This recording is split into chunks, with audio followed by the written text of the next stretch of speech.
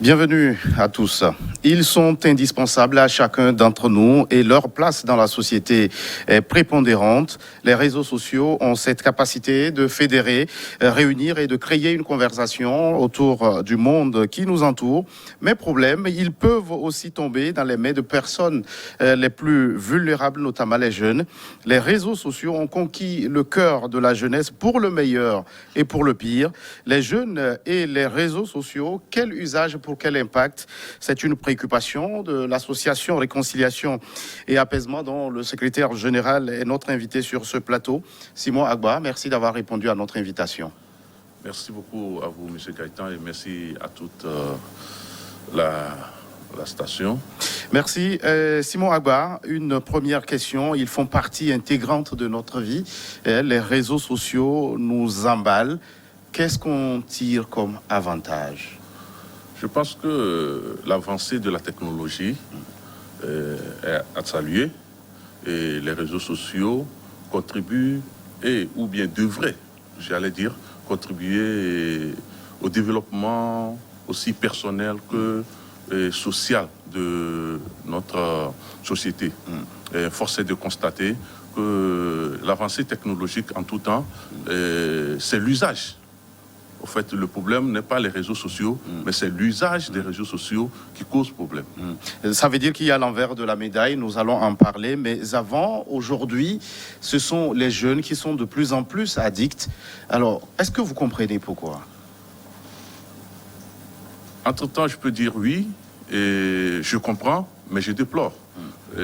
Comprendre ne veut pas dire encourager, puisque la jeunesse est toujours dans la fièvre de ce qui peut apparaître nouveau ou ce qui vient en nouveauté, et plus sensible à l'avancée technologique.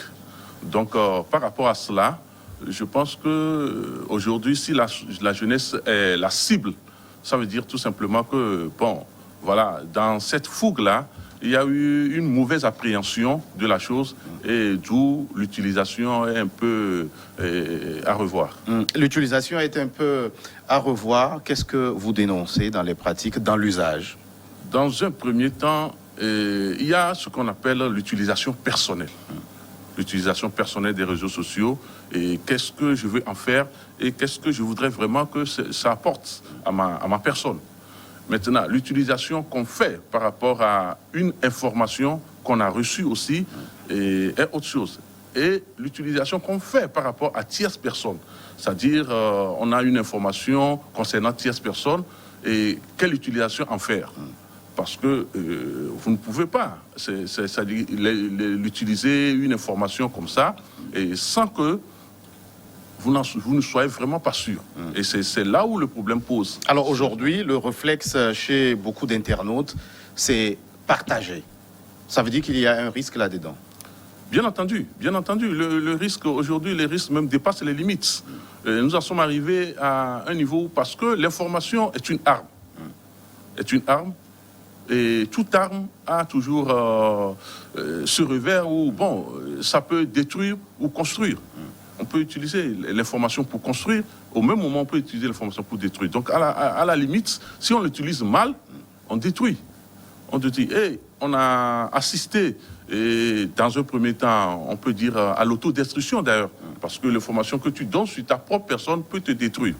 Et l'information que tu peux donner sur X, que tu ne connais pratiquement pas, ça le détruit à un point où tu ne peux imaginer. Parce que quand on envoie une information sur les réseaux sociaux, justement, cette information part à des dimensions incalculables, incommensurables. Parce que aujourd'hui, même si parfois on a l'impression de dire oui, j'ai supprimé, en fait, on n'a rien supprimé. Puisque quand ça part, ça part. Ça reste dans les bases de données pour des années et des années. Et je peux dire même pour toujours. Puisque aujourd'hui, la technologie améliore ce qui est déjà fait. Donc on ne supprime pas, même si demain on doit faire quelque chose d'autre, c'est pour améliorer ce qui a été déjà fait. Donc on devrait beaucoup faire attention. Et vous dénoncez la désinformation via les réseaux sociaux et ce phénomène semble être la nouvelle pandémie à l'ère du coronavirus. Comment cela se manifeste? Bon, et je pense que, comme vous le dites, vous soulignez justement coronavirus, parce que les réseaux sociaux ont pris une dimension énorme dans la vie de tout un chacun par rapport à coronavirus, où les contacts physiques n'étaient pas souhaités par rapport aux mesures barrières et tout ça. Donc les réseaux sociaux, c'est vrai, ont été renforcés, améliorés pour servir de canal pour passer les informations et apporter un plus dans la vie de tout chacun. Malheureusement, en ce moment, et comme vous le dites, le plus souvent, la jeunesse s'en est servie autrement. Bon, les gens sont vus du fait du confinement, hein, et se servir des réseaux sociaux, mais force est de constater que l'usage vraiment a donné un revers de la médaille, c'est-à-dire ce qu'on attendait que cela apporte un plus, cela puisse nous unir, nous mettre ensemble, comme si on était ensemble. Cela nous a plus divisés parce que on a compris que les gens ont dû envoyer des informations par-ci, par-là, sans vraiment mesurer la teneur. Et même parfois, ces informations, quand on les reçoit, on a quand même de l'intelligence et il faut réfléchir là-dessus. Et avant de les envoyer, parfois même, on n'a même pas besoin de les envoyer, puisque quand ces informations, on se dit, si cette information me concernait, est-ce que je serais vraiment fier qu'on les envoie à tierces personnes ou qu'on les partage? Et des informations qui ne sont pas de nature à aider et qui sont en train d'annihiler les efforts des gouvernements dans la lutte contre cette pandémie. Est-ce que cela vous inquiète? Bien entendu, parce que c'est là où les gouvernants s'inquiètent le plus. Parce que nous avons la pandémie, il y a toute une lutte mondiale qui se fait contre cette pandémie. Mais il y a des gens qui s'amusent, je peux dire s'amuser, parce que qui envoient des informations contre nature pour annihiler les efforts que les gouvernants de part et d'autre, les organisations internationales font pour justement venir à bout de cette pandémie. Et aujourd'hui, nous constatons que si, au départ, quand cette pandémie est venue, nous avons prié que nous puissions enfin qu'un vaccin puisse être trouvé pour que nous puissions sortir de cette pandémie. Pour retrouver une vie normale. Une vie normale. Aujourd'hui, on nous propose des vaccins et les gens s'amusent à donner des vidéos, à envoyer des écrits, des audios pour dire oui, bon, ce vaccin a causé ci, a causé ça, parce que il y a eu quelqu'un ici qui a eu le vaccin et qui a eu... Or, c'est des faussetés, sans aucune vérification, en plus, sans aucune vérification. Et par rapport à cela, beaucoup de personnes qui n'ont pas cherché à voir plus sont restées sceptiques. Aujourd'hui, si nous voyons clair, c'est dans les pays africains, c'est dans nos pays où on a plus même besoin de ce vaccin parce que nous n'avons pas les moyens de lutter efficacement contre cette pandémie. Nous voyons aujourd'hui ce qui se passe en Tunisie. Ils sont débordés, alors qu'ils n'ont même pas encore atteint la moitié de ce que l'Europe a connu. Mais ils sont déjà débordés. Bon, ça veut dire qu'aujourd'hui, il y a des pays comme les nôtres. Si nous arrivons à ce niveau, franchement, c'est à la catastrophe. Donc, le vaccin vient et reste pour nous le salut. Et les gens doivent comprendre cela. On se vaccine et bon, on va se vacciner en attendant. On ne souhaite pas que la maladie vienne, mais en se vaccinant au moins, et on est sûr de quelque chose. Et l'autre phénomène, M. Agba, c'est que les réseaux sociaux peuvent être aussi un nid de guêpes pour des personnes comme les adolescents, parfois victimes de harcèlement de toutes sortes. Quel regard vous portez sur ce phénomène? Et à ce niveau, moi, je pense que les adolescents, ils n'ont pas encore compris que les informations que nous envoyons sur les réseaux sociaux nous identifient et définissent ces informations, je veux dire, définissent notre personnalité pour toujours. Il sera très difficile après de dire que oui, je ne savais pas que. Parce que ceux qui reçoivent ces informations et qu'aujourd'hui ces informations restent pour toujours, demain peut-être que vous n'êtes plus dans cette logique. Et bon voilà, vous êtes maintenant rentré dans une vie beaucoup plus active. Mais vous avez laissé derrière vous une certaine information, des images que les gens vont exploiter et qui vont revenir ternir tout ce que vous aurez voulu construire par rapport à votre vie. Alors, il se pose une question de protection de la vie privée sur les réseaux sociaux. Oui, il y a l'autodestruction. Comme je l'ai dit, les adolescents, c'est l'autodestruction. Maintenant, dans cette dynamique d'autodestruction, ils détruisent aussi leurs frères, leurs sœurs. Bon, maintenant, pour faire la protection, c'est vrai, aujourd'hui, nous saluons les gouvernements qui ont vu que, bon, il faut vraiment s'impliquer, il faut commencer par sanctionner, il faut commencer par censurer, il faut commencer par prendre des dispositions, puisque ces dispositions sont pénales, puisque c'est autorisé même par la loi.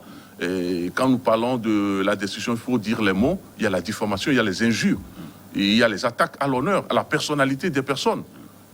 Voyez-vous? Et même, on peut diffuser une information de soi-même et tomber sous le coup du pénal, parce qu'il y a les mœurs. Il y a les mœurs, je ne peux pas me permettre, même si c'est ma personne, et si je dis, bon, oui, je suis d'accord, je veux m'autodétruire, je ne peux pas le faire parce qu'il y a les mœurs. Les gens à qui j'envoie ces informations-là sont des gens qui n'ont pas besoin de ces gens d'images. Voilà, donc tout cet aspect aujourd'hui, les gouvernants, bon, ont pris, il y a des dispositions qui sont prises, et les jeunes, comme vous le dites, ils doivent savoir que, dorénavant, ils partagent un certain nombre d'informations, que ce soit sur eux-mêmes, ou que ce soit sur tierces personnes, ou que ce soit sur un groupe de personnes, ou une société, ou même le gouvernement. À partir du moment où ces informations tombent sous le coup de la loi, les diffamations, les injures, les atteintes à l'honneur, ils sont sous le coup de la loi. Il y a aussi un enjeu sécuritaire dans cette dynamique de régulation. Oui. Oui, justement, par exemple, sur ce qui nous prenons la Côte d'Ivoire, tout récemment, il y a eu une information qui a circulé sur les réseaux sociaux, comme quoi il y a les Nigériens qui s'attaquaient aux Ivoiriens au Niger, et on a vu la réaction des Ivoiriens sur les Nigériens qui résident en Côte d'Ivoire. Et ça fait des victimes. Heureusement, le gouvernement ivoirien a appréhendé la dame, qui était une dame sur les réseaux sociaux qui se faisait nommer Succès, et elle a été mise aux arrêts, il est en prison. Voyez-vous, c'est des choses que les gens doivent savoir. Quand vous envoyez une telle information, ce qui va suivre après, vous ne pouvez plus maîtriser. Vous-même qui avez envoyé ces genres d'informations, vous ne pouvez plus maîtriser. Et très rapidement, quelle solution pour lutter contre cette influence des réseaux sociaux sur la jeunesse? C'est vrai, nous pouvons parler d'une campagne d'information plus accrue à travers les médias comme ce qu'on est en train de faire. Comme ce que nous sommes en train de faire. Je profite vraiment pour remercier Niwo TV qui ne cesse de faire des efforts dans ce sens. Comme je l'ai dit, il y a la sensibilisation, mais aussi, comme le fait le gouvernement, il y a les sanctions. Il y a les sanctions. Il faut que les gens comprennent justement que ce n'est pas autorisé. Ce n'est pas autorisé. Et quand vous le faites, si aujourd'hui X a été sanctionné pour ça, je pense que Y va réfléchir par 2 fois avant de poser les mêmes actes. Et on ne se réjouit pas que les gens se retrouvent dans des situations peu viables, c'est-à-dire se retrouver sous les verrous et tout ça. On ne se réjouit pas, mais on dit tout simplement que les gens comprennent que c'est des situations que nous pouvons éviter. De la nécessité, selon vous, de renforcer l'éducation aux médias pour les jeunes. Oui, il faut justement renforcer l'éducation aux médias, mais il faut aussi que sur ces mêmes réseaux sociaux-là, ces campagnes-là puissent passer. Il faut que ces campagnes puissent passer et qu'on démontre aux jeunes que en faisant ça, vous tombez sous le coup de la loi. Et bon, au même moment, il faut créer, je veux dire, un autre réseau ou bien d'autres réseaux ou donner d'autres opportunités aux jeunes de se mettre ensemble, mais dans le sens du développement de nos pays. Parce que nous pouvons le faire. On l'a compris. Merci d'être passé sur ce plateau, Monsieur Simon Agba. Merci. Merci à vous qui êtes restés en notre compagnie. À très vite pour un autre numéro de votre émission Focus.